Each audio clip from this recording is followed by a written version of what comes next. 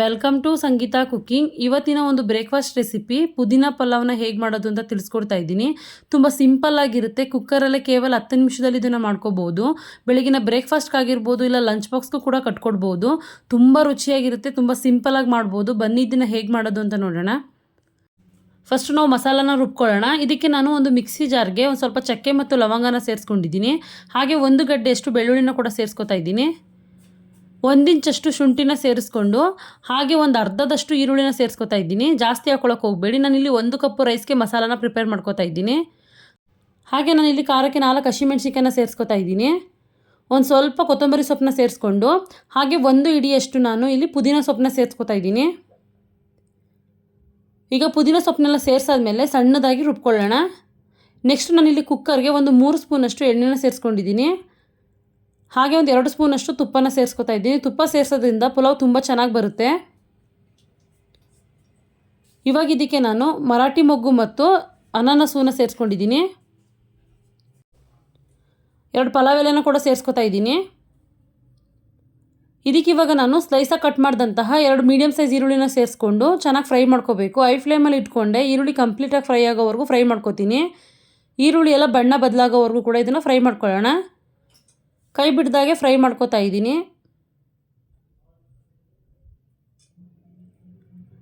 ನೋಡಿ, ಈರುಳ್ಳಿ ಎಲ್ಲ ಚೆನ್ನಾಗಿ ಫ್ರೈ ಆಗ್ತಾ ಇದೆ. ಈಗ ಸುಮಾರು ಒಂದು 2 ರಿಂದ 3 ನಿಮಿಷ ಆಗಿದೆ. ಈರುಳ್ಳಿ ಎಲ್ಲ ಸ್ವಲ್ಪ ಫ್ರೈ ಆಗಿದೆ.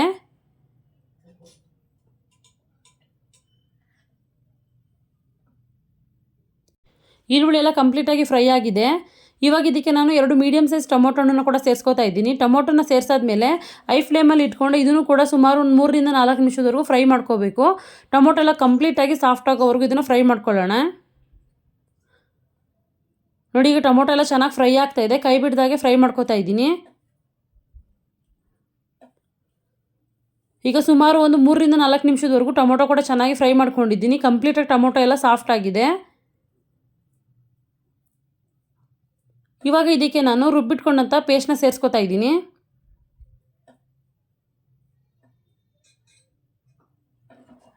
ಈಗ ಈ ಮಸಾಲಾನ ಸೇರಿಸಾದ್ಮೇಲೆ ಒಂದು ಸಲ ಫ್ರೈ ಮಾಡ್ಕೊಳ್ಳೋಣ. ಎಣ್ಣೆಲಿ ಮಸಾಲ ಸ್ವಲ್ಪ ಎಣ್ಣೆ ಬಿಡೋವರೆಗೂ ಕೂಡ ಫ್ರೈ ಮಾಡ್ಕೋಬೇಕು. ಸುಮಾರು ಒಂದು 2 ನಿಮಿಷದವರೆಗೂ ನಾನು ಮೀಡಿಯಮ್ ಉರಿಯಲ್ಲಿ ಇಟ್ಕೊಂಡೆ ಇದನ್ನು ಫ್ರೈ ಮಾಡ್ಕೋತಾ ಇದ್ದೀನಿ. ನೋಡಿ, ಮಸಾಲೆ ಎಲ್ಲ ಚೆನ್ನಾಗಿ ಫ್ರೈ ಆಗ್ತಾಯಿದೆ. ತಳ ಹತ್ಬಿಡುತ್ತೆ. ಕೈ ಬಿಡ್ದಾಗೆ ಇದನ್ನು ಫ್ರೈ ಮಾಡ್ಕೋಬೇಕು. ಸೈಡಲ್ಲೆಲ್ಲ ಎಣ್ಣೆ ಬಿಡೋಕ್ಕೆ ಸ್ಟಾರ್ಟ್ ಆಗುತ್ತೆ. ಅವಾಗ ಮಸಾಲ ಚೆನ್ನಾಗಿ ಕುಕ್ ಆಗಿದೆ ಅಂತ ಅರ್ಥ. ನೋಡಿ, ಈಗ ಮಸಾಲೆ ಎಲ್ಲ ಚೆನ್ನಾಗಿ ಕುಕ್ ಆಗಿದೆ. ಇದಕ್ಕೆ ಇವಾಗ ನಾನು ಒಂದು ಚುಟಕಿಯಷ್ಟು ಅರಿಶಿನ ಸೇರಿಸ್ಕೊತಾ ಇದ್ದೀನಿ. ಇವಾಗ ಇದಕ್ಕೆ ನಾನು 1 ಗ್ಲಾಸ್ನಷ್ಟು ಅಕ್ಕಿನ ತೊಳೆದಿಟ್ಕೊಂಡಿದ್ದೆ, ಅದನ್ನು ಸೇರಿಸ್ಕೊತಾ ಇದ್ದೀನಿ. ಅಕ್ಕಿನ ಸೇರಿಸಾದ್ಮೇಲೆ ಲೈಟಾಗಿ ಈ ರೀತಿ ಫ್ರೈ ಮಾಡ್ಕೊಳ್ಳೋಣ.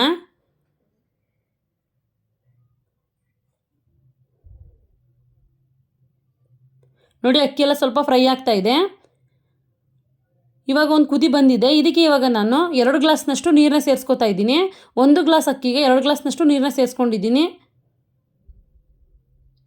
ನೀರನ್ನ ಸೇರಿಸಾದ್ಮೇಲೆ ಒಂದು ಸಲ ಚೆನ್ನಾಗಿ ಮಿಕ್ಸ್ ಮಾಡ್ಕೊಳ್ಳೋಣ. ಮಸಾಲೆ ಎಲ್ಲ ಚೆನ್ನಾಗಿ ಮಿಕ್ಸ್ ಆಗಲಿ. ಇವಾಗ ಇದಕ್ಕೆ ನಾನು ರುಚಿಗೆ ತಕ್ಕಷ್ಟು ಉಪ್ಪನ್ನ ಸೇರಿಸ್ಕೊತಾ ಇದ್ದೀನಿ. ಉಪ್ಪನ್ನ ಸೇರಿಸಾದ್ಮೇಲೆ ಒಂದು ಸಲ ಮಿಕ್ಸ್ ಮಾಡ್ಕೊಳ್ಳೋಣ. ಇವಾಗ ಇದಕ್ಕೆ ಕುಕ್ಕರ್ ಲಿಡ್ನ ಕ್ಲೋಸ್ ಮಾಡಿ 1 ವಿಷಲ್ನ ಕೂಗಿಸ್ಕೊತೀನಿ.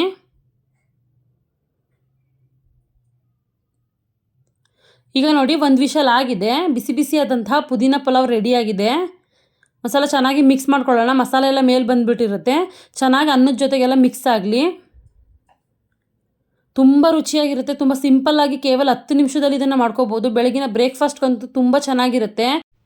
ಜಾಸ್ತಿ ಮಸಾಲಾನ ಸೇರಿಸಿಲ್ದೇ ಇರೋದ್ರಿಂದ ಮೈಲ್ಡಾಗಿ ತುಂಬ ಚೆನ್ನಾಗಿರುತ್ತೆ. ಮಕ್ಳಿಗೂ ಕೂಡ ತುಂಬ ಇಷ್ಟ ಆಗುತ್ತೆ. ಒಂದು ಸಲ ಟ್ರೈ ಮಾಡಿ ಹೇಗೆ ಬಂತು ಅಂತ ನನಗೆ ಕಮೆಂಟ್ ಮಾಡಿ. ಪ್ಲೀಸ್ ನನ್ನ ಚಾನಲ್ನ ಲೈಕ್ ಮಾಡಿ, ಶೇರ್ ಮಾಡಿ, ಸಬ್ಸ್ಕ್ರೈಬ್ ಮಾಡಿ. Thank you for watching.